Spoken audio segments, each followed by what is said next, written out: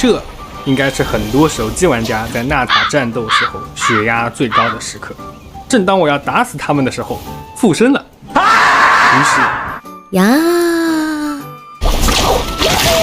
你怪我狠心，要怪就怪优化没做好。好的，各位心狠手辣的旅行者，这期我们来到纳塔龙的体验评价。那说到纳塔的龙，我看社区的评价也是五花八门的。这很正常，因为纳塔的龙它是一个复合的设计，它既是风景，也是野怪，还是坐骑系统，更是交互工具。所以不同类型的玩家从不同的角度得到的结论肯定不同啊。就比如说，有的玩家会觉得龙作为大世界探索跑图的工具是一种退步，为什么呢？因为它有一个魂附的动画嘛，来回切，效率不如四叶印，不如锦鲤发射。我觉得说得很对啊，因为如果玩家只追求穿越地形的速度，点到点的效率，那么龙肯定是不如功能性单一的四叶印。因为四叶印这种交互玩法，它设计出来的目的就是帮助旅行者快速的解决穿越地形的问题嘛。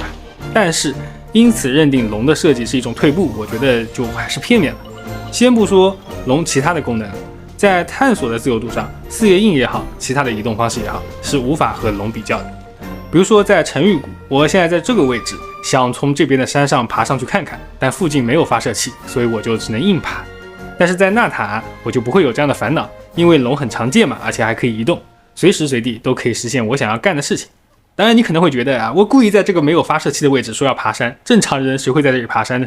哎，这就是我昨天为什么要说玩家的多样性嘛。在讲究效率的玩家眼里，爬山的目的是到达山顶，但在有一部分玩家眼里，爬山这件事本身就是大世界的探索和乐趣。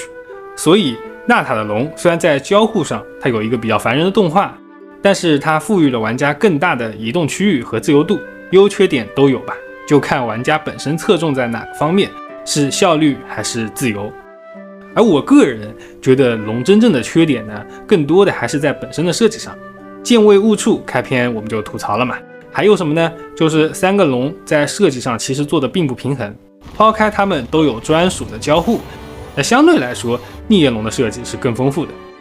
能跑图，能在 Z 轴上移动，还能和地图里的爆炸果交互进行战斗。那对比起来，那这种不平衡反映在玩家的身上，就是我更愿意去附身逆焰龙，因为它能干的事情更多嘛。那如果让我来修改一下另外两条龙，我会给奇风龙加上一个能够把自己变硬吸收原魔伤害的特质，然后呢在一定时间后把积累的伤害反弹回去，造成大量的颜元素伤害。奇友龙就可以吸收水元素，然后射出超远距离的高伤水炮。那这样子的话，我可能就很愿意用他们的特性去猥琐大世界的原魔了。而如果未来真的有能飞行的龙，那么它的机动性和可玩性一定是碾压其他5种龙的。所以说在龙的平衡性上，我觉得制作组应该要多考虑一下，就是每一种龙都需要有不依赖大世界专属设计的额外玩法，并且彼此之间还有不可替代性。然后借着这一点深挖一下，我们会发现变成龙以后，除了去做特定的交互跑图，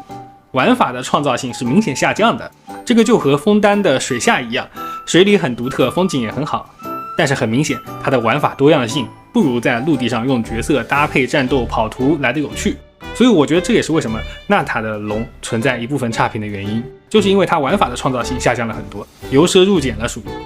那除了以上这些，如果我们把龙当成风景野怪，让他们提供情绪价值，我只能说这些龙真可爱。这一点上我们的逆焰龙好像又赢了呢。那么综合来说，我作为一个解谜玩家和喜欢拍照的玩家，在龙对纳塔的生态和风景上的贡献是给予大大的好评的，并且呢，我觉得它增加了玩家探索的自由度。而缺点就是在玩法的设计上其实还不够深入，平衡性做得很一般，但总体来说是好评大于差评。不知道各位的评价是如何的呢？